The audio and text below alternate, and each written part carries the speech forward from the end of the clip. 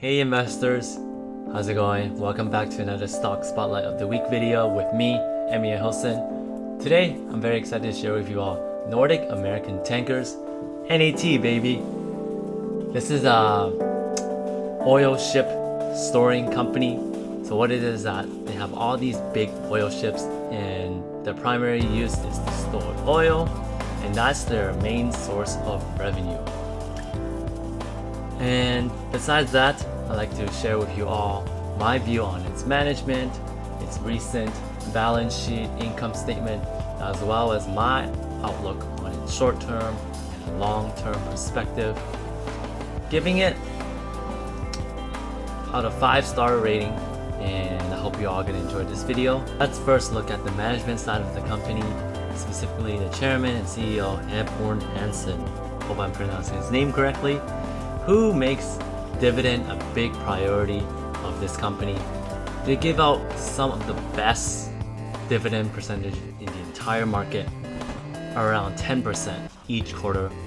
That is very, very strong.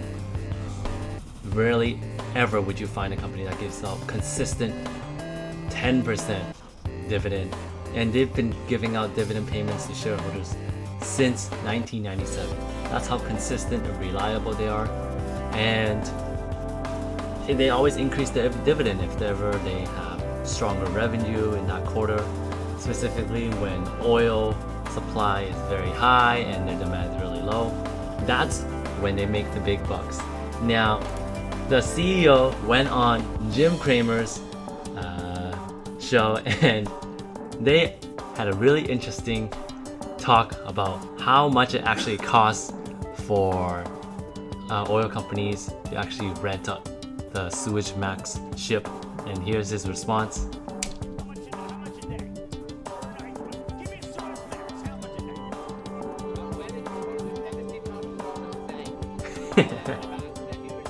Yes, that's you heard that correctly. During this time, when there's a coronavirus time, which is still happening now, that was in April 24, that was a few months ago, when oil prices was negative $70,000 a day. That's like 7 times the regular amount of money that they will be earning when it's just in normal markets. And right now, even though they're not getting those rates as high as before, they are still getting much better rates than what it is in the markets in the prior years. As you can see here, look at that, the amount of revenue that they're gaining, and still they're gaining good revenue, still not as good as before, but this shows to you how well this company is still managed by this CEO and a good management team, how they aren't going to discount their rates just because of this virus outbreak, and instead they're capitalizing on it. So that's something I have good belief in the company for, consistently giving out dividends and posting good revenue numbers, especially when the oil market is struggling. And in the end, I'm just going to give this company management 3 out of 5. I feel like besides dividend payments out, they could reinvest that money into better equipment and all that. Maybe slash it by another 25%, so it's like 7.5% each quarter instead. I feel like they should do that instead of giving out so much money back to investors.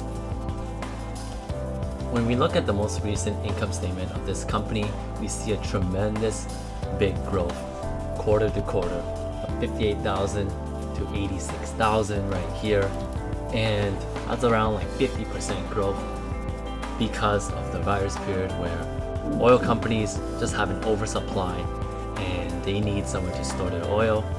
When you store oil with these companies, you can't do it like daily. It's got to be like a contract, specifically like 6 months to like 1-year contract at a fixed rate or something, or a varied rate.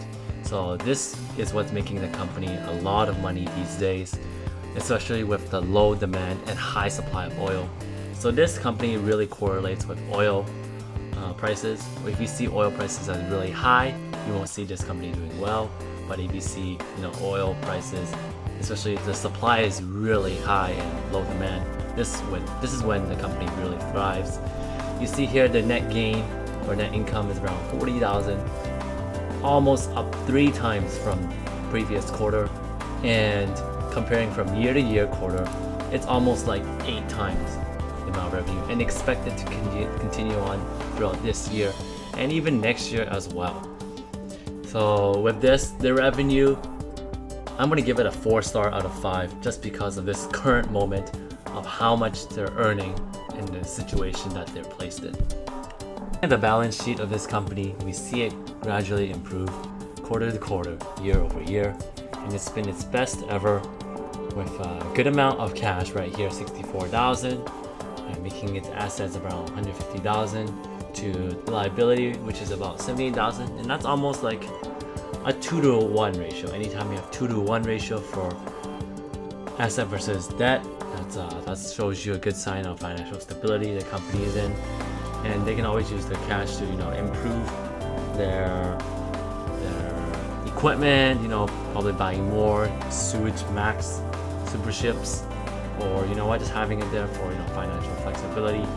So yes, this is a company that's in very stable condition, and a company where you don't really worry about them being bankrupt, being drowned, being killed by these liabilities, because they do have it covered and they can pay it off. Giving this rating a 4 out of 5 for the balance sheet.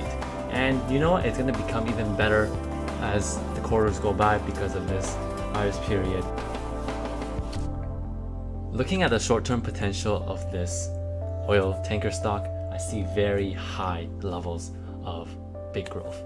You look at its peak coronavirus period when it reached around $7, almost a double up from what it is today, and with its market cap value at 681 million and current stock price at $4.63, this gets me thinking still how undervalued this stock is. Why is that? Well, they do own 23 of these sewage max oil tanker ships, and these are the ones to carry oil. So 23 of them, all right? Now, what happens if we were to just, buy ourselves and build our own company? Well, you look at the weekly market report, and right now it is valued at $60 million, all right? Let's do some math. I took 23 of those ships times 60 million each, right? And then you get $1.38 billion. That's how much it would cost us. But you look at this company today, it's only 681 million. So I might as well buy this entire company instead of buying all those ships, plus all the workers and everything else. So this shows to me how clearly undervalued this stock is and has so much more potential room to grow, especially with the oil market today and in the future as well. Giving me high judgment that this short-term potential is 4-star out of 5, and you will see the stock rise again back to the $7 level, even $8, and highest it's ever been actually is in 2015 at $15. That's its max peak year.